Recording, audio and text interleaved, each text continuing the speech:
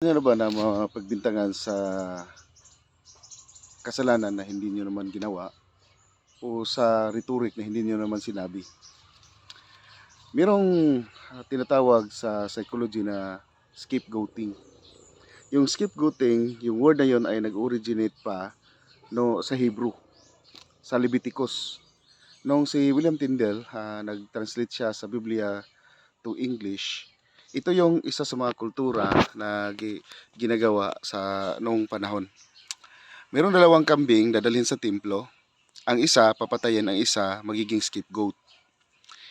Ginagawa nila ito sa feast, yung Day of Atonement.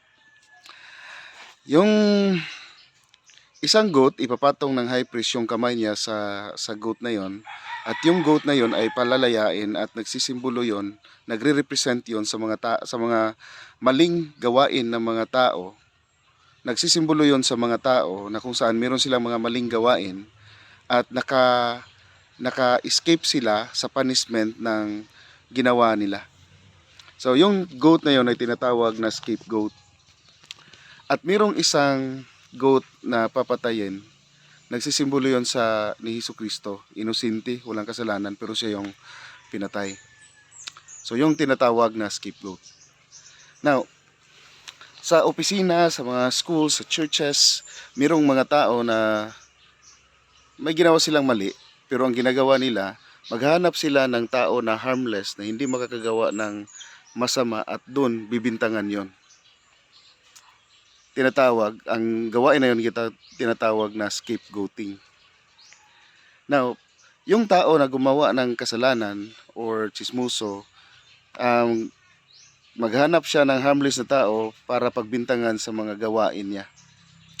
At yun ang nangyayari. Minsan, nabibiktima tayo. Siguro minsan, isa sa inyo nabibiktima ng ganito. Now, what are the things that we should do? Anong dapat nating gawin? Una, kahit anong research ko, anong dapat gawin, ito yung lumalabas eh. The best defense or the best revenge is to keep quiet. Ibig sabihin, the best revenge is wala kang gagawin. So kadalasan pag tayo nabibiktima ng ganun, ang ginagawa natin is we do our best to correct the things that was done.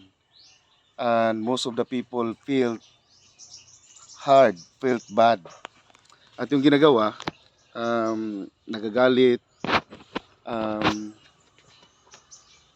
yung mga tao na naniwala, pupuntahan, tapos iko-correct, nakakapagod yun. Tapos actually yung mga tao, they will choose kung sino yung paniniwalaan nila. They have the right, and hindi ibig sabihin na ikaw yung tama ay papanig na sa'yo yung tao.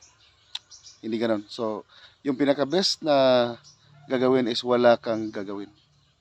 Do not let them feel na apektado ka sa nangyayari.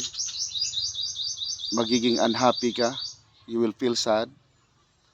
Kasi pag yun ang ginawa mo, nagiging successful sila sa goal nila kasi ginawa nila yon para magalit ka. So pag nagalit ka, pag ginawa nila yon, nangyayari yung gusto nilang mangyari. Ibig sabihin, the best defense or the best revenge is to do nothing, to say nothing, and don't let them destroy your peace, and don't let them destroy your happiness sa iyo at sa pamilya mo. Now, mayroong isang quotation nagsasabi, it is not a situation that makes a person happy or sad, but it is how he deals with the situation.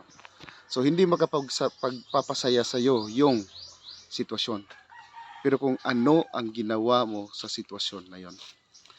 Yun yung pinaka-importante na gagawin natin. Wala tayong gagawin. Papakita natin sa kanila hindi tayo nasasaktan, hindi tayo apektado sa mga kasinungalingan nila. At isa pa, ang baliw. Ano ba ang baliw? Ang baliw ay taong may kasalanan at ipinahid niya sa iba. Hindi siya nagsisisi sa kasalanan niya, hindi siya nag-take responsibility sa mga ginawa niyang masama. Baliw ang tao na yon. At yung tao na nakarinig sa mga kasinungalingan ng taong baliw na to, naniniwala, din ang mga taong yun. Now, imagine yourself, may baliw sa kalsada, tapos dinidilatan ka sa baliw na yun. Nagalit ka, nakipagsuntukan ka sa baliw. Anong tawag sa'yo ngayon? Baliw ka na rin. Yun yun. At halimbawa tayo, inaaway tayo ng baliw.